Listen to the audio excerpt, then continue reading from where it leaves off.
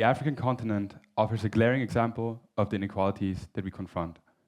A continent rich with resources, and decades after independence, there are still 600 million people without access to electricity.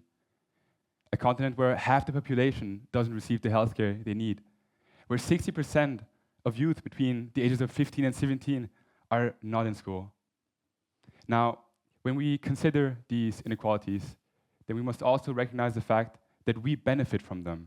And by we, I mean people who live in wealthy, industrialized countries. For example, by way of having access to cheap products that rely on low-wage labor in developing countries. And this imposes on us a responsibility to act, to mitigate these inequalities, but also to be engaged for sustainable and equitable development. Now, development is a process of improvement and progress in economic, social, and human well-being. And in 2022, governments worldwide actually spent over 200 billion on official development assistance to developing countries, 58 billion in Africa alone, according to the OECD. Now, with this massive amount of resources and decades of development work, it is tough to understand the inequalities that we still observe. And there are some key criticisms of development. For one, a dominance of economics at the expense of other factors, such as social and political. Secondly, the imposition of conditionalities that hinder long-term socioeconomic development and are barriers to industrialization. And thirdly, which I want to focus on today, which is the lack of local involvement in the planning and implementation of development projects. Now, this all points towards a necessity of going beyond merely criticizing the execution of development projects, but really rethinking our approach to development. But how do we do that? Well, let me take a step back first. A massive contributor to development in Africa has been the African diaspora. Diaspora refers to the dispersion of communities of people of African descent, but that live outside of the African continent. In 2021, the diaspora contributed over 49 billion US dollars in remittances sent back to the African continent. Also invested massively, building houses, starting businesses on the continent, and engaging in a transfer of skill. But I believe that there's a fourth way in which diaspora can contribute. And this is in building connection for helping us reevaluate our approach to development. And to illustrate that, I would like to tell a personal story. Now, my father is from Senegal, my mother is from Austria, and I grew up here in Vienna. And quite early, I was fascinated with the cultural differences and also similarities between the two countries.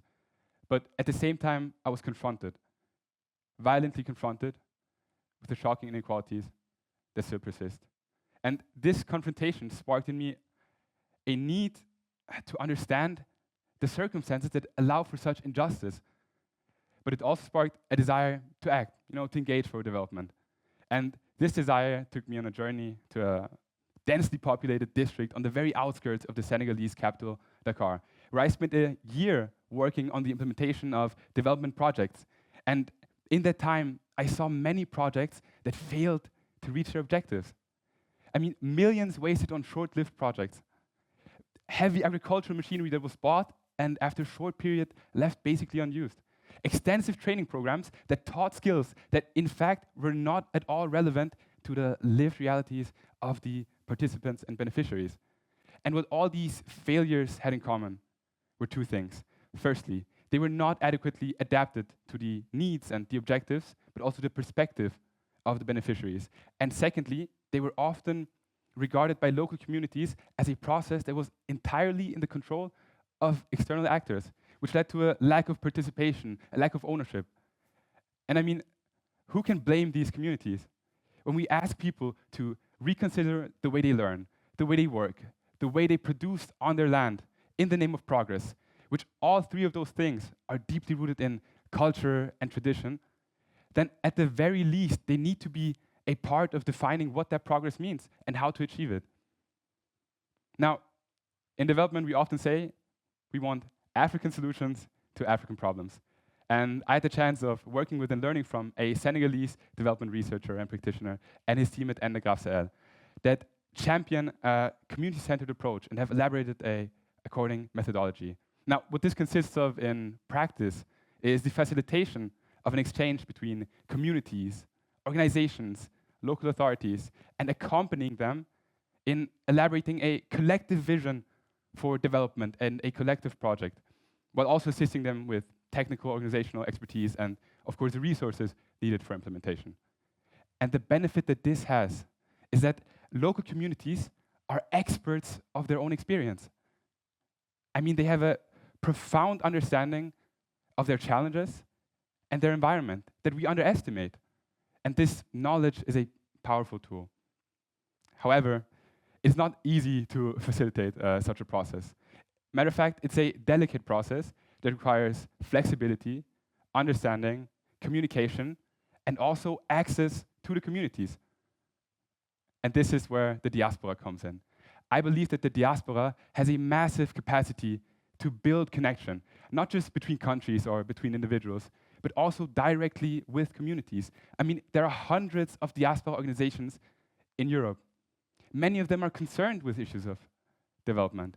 I think we need to leverage this resource, that is the diaspora, in rethinking our approach. If there's one thing that I learned on this journey and that I'd like to share with you, is that we need to reshape our approach to development, and we need to put communities at the center of every step of the development process. And in doing that, we can build on the contribution of the diaspora, a diaspora that is determined and engaged and committed to contributing to change. With that being said, I thank you very much for your time and attention. And as we say in Senegal, New Far.